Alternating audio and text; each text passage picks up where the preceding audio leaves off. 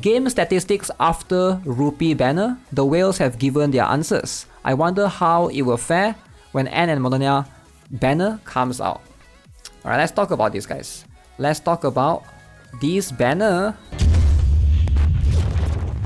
This banner, how much money did it make? I didn't know you can check this. I thought like there's no way to know until the whole month ends, right? But we can judge it based on this particular banner, Rupee Winter Shopee. The Boing Boing banner, true. The Boing Boing banner. So somebody post this on Reddit. I'm kind of interested to see, right? So this is an app on Sensor Tower, so let's see. So there's two images right here. So what are we looking at, guys? Okay, so basically he did set the date on 8th of December 2022. So I didn't know you can check how much they earn on one specific app store alone or Google Play, right? So correct me, App Store is Apple, Apple App Store, Google is Google. So he's setting it on 8th of December, which is literally 2 days ago. That's the first day when this banner came out. Right, keep in mind this is Japan specifically. Japan is where there's a lot of investment for this game, right? Category all games. Top grossing. Nikke Level Infinite went up by 6th place. Genshin went down to the 2nd place. I'm guessing Genshin was 1st place previously. By the way, this is specifically for Japan, alright? Maybe different countries are different. Japan specifically. What the heck is that? There's a game by Konami that's like kind of insane. Baseball. It's a Japanese specific thing, is it? Like, I didn't know Japan likes baseball. Maybe Japan likes baseball, yeah? Japan for keeping Nikke alive. I guess this shows a lot of things, right? First of all, Japan, if you guys are not aware, they did market this heavily in Japan, right? We literally saw that they actually do a lot of advertisement in Japan. The Nikke JP YouTube channel has much more investment overall. So this is something that I'm more jealous about the Nikke. So they even have this, their Nikke Japanese website, right? I think we've already saw that. You can see they even have the voice actor, voice actress. Where's the one that we watch? The one that there's the, this one, right? For the ads. I think it's a pretty cool advertisement. So they invested a ton to put them on this big screen. I'm guessing it's going to be quite expensive. And I think this is the one that people tell me that Anis is censored, is it? Like you can see Anis is censored. Censored. Of course you got the censor because you are putting it in public.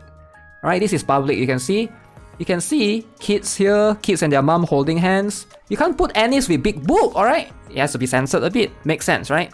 That's why they made two versions of Anis. Cover the boob. Boob has to be covered a little bit. Public places. That's why a lot of games like to go towards this route. You know? So that it's not really they want to market to kids. It's just easier to market, right? You get what I'm saying? It's like easier for them to expose it to the public. Big screen got a sensor. They should put a big fat ass on the screen. Whoa.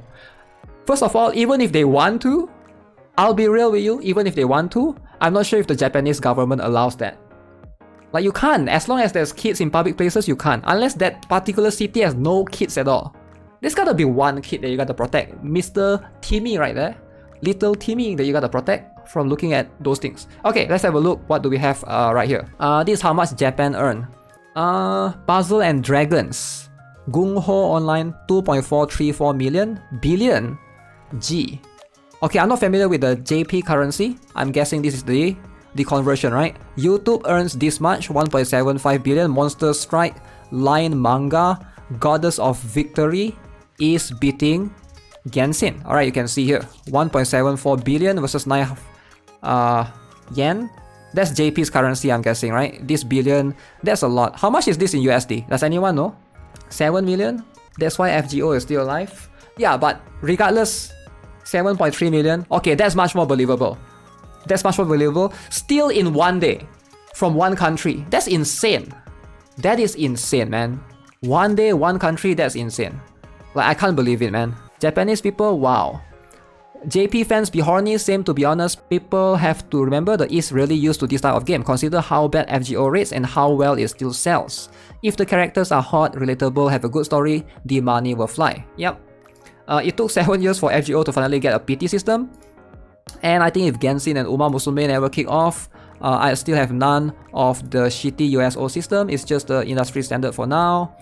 7 years for FGO to get a PT system and it's still top charts shows that irregardless of the PT. I'm more curious to see what people have to say regarding the game, not about other game. At least with Nikke, you have your mileage tickets no matter how many SSRs you draw. You can pull on any banner with peace of mind knowing that if you have 200 tickets, you will be able to buy outright any character you want down the line. I normally wouldn't have pulled on a character like Laplace with the normal PT system, but because I knew pulling her wouldn't ruin my PT build up for later characters, I don't mind throwing. Yeah, I think this is a good point. What do you guys think? I actually think this guy, yo, thanks by the way for subscribing. I think this is a good point because the system in this game works as in every time you pull in any banner, you get gold mileage ticket. And this thing will never expire. Am I right? This thing will never expire, it will always be in your inventory. So the PT system that builds up doesn't tie to that banner. The PT system is tied to this currency which will never expire. So as long as you have 200 of these, you can buy any character in the future. Which is kind of unique, right? I don't think I know any other game that has this system. So if you guys are not aware, let me go to the shop and show you guys. So it's under the shop. It's not limited. You can buy any character but not limited. No, you can buy limited as well, right? Look. You can buy here as well, right? See, you can buy a Rupee Winter Shopper. It will be only available for the event time. You can buy her even without having her. Yeah, that's what I thought. The one that you cannot buy is this one, right? It's the spare body. The spare body is the one that you need the character before buying the spare body. So for example, if I don't have Miranda, I think I cannot buy. I mean, I can still buy, but I can't use it, I guess. But this one you can always buy. So it's a bit complicated here. You can straight up buy even though you don't have her. Yeah, I thought that was a pretty cool PT system overall, right? I do think it's unique for me at least. I guess it is still hard to get to the PT to get to the point. What is this? Genshin's does reset.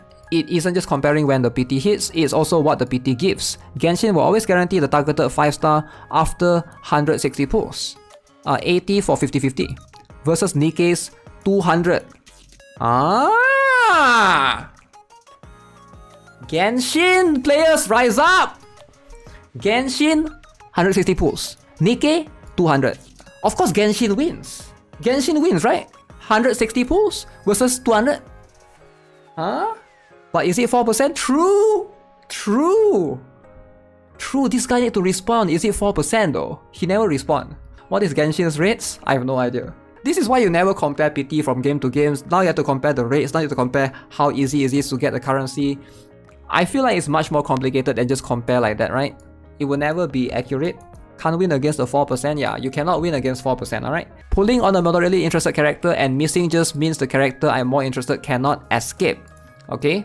This emo creates a lot of freedom. In Nikke, I saw the one to use the tickets to get the character I was chasing even if I was only moderately interested after using all of that currency. Okay, I think both games have a system. Ironically, better than games that both have a PT. Alright, fair enough. Yeah, the off banner at 50-50. Yeah, 160 is after 50-50. After you lose 50-50 once, it's 80 for 50-50. The thing about FGO is it has a major IP backing it. If it were any other game, it would have died at launch! Dead like! Because it was rough for quite a while after it dropped. That aside, the rates aren't even the worst part of the game, just the one that is commonly mentioned, particularly players who haven't kept up with the game. That's not to say that it's not bad or outdated, we just got a PT system over a year, but players have long since tolerated it since the nature of the game doesn't push you to roll as much as other games. I'd say Nikke is a slightly different set of circumstances. Although you're definitely correct with your last statement, Nikke had such a strong start that it's going to take more than one controversy to knock it down, especially given that said controversy was one where people were very divided on. So basically they're talking about the censorship. In case you guys are wondering, right? So censorship is a bit of, some people care, some people don't care. It's like, my biggest complaint about this game, other than the bugs and performance issues right now, is some of the monetization makes like 0 sense. Okay. Any example? How are you going to do 2 simultaneous battle passes at the same time? Ooh, what do you think? Any Nikke White Knights in the chat? Huh? How can you do 2 battle passes at the same time, guys? Imagine if Genshin does this. This is not fair, right? 2 poor? Whoa. Whoa, don't be like that. The event is only level 10. Just don't buy it. No. You don't understand. He wants to buy it. You don't understand where why he's complaining is because he wants to buy it, but he can't afford to buy both. You get what I'm saying? That's why he's complaining. You can't say just don't buy it because he wants to buy it. You don't understand. He wants the Emma. Emma is so good, man. Big boob and stuff. Why are skins that aren't on the battle pass $20 each? Especially since it doesn't seem like heavy changes to characters as I would have thought. Also, give me original Emma costume back. Like, this just proves it, right? This just proves everything we need to know. Literally, like right here. This is the proof we know that most people, at least in this country, in Japan for now, they don't care. So they are, you know, if the game is good, if they enjoy playing it, they're going to spend money in it. And if it is heavily advertised there, it is what it is. But now I'm kind of curious. Do you guys think the Christmas Anne is going to earn as much? Probably not, right? I don't think lollies sell as... The cute little girls won't sell as well as big mommy girls. So I think... You know what? I actually think it's a mistake that they do Anne as a SSR. I feel like they should make Neve SSR and put Neve in the banner. The lolly should be SR. I'm underestimating little kid lovers. It's not that I'm underestimating. I'm just curious, like, will she... Let's see, alright, let's see if that's going to be the case. But I'm just curious overall. I think throughout the month of December, man, I think Nikke might earn more than last month. But yeah, the fact that it beats Genshin in Japan, crazy stuff.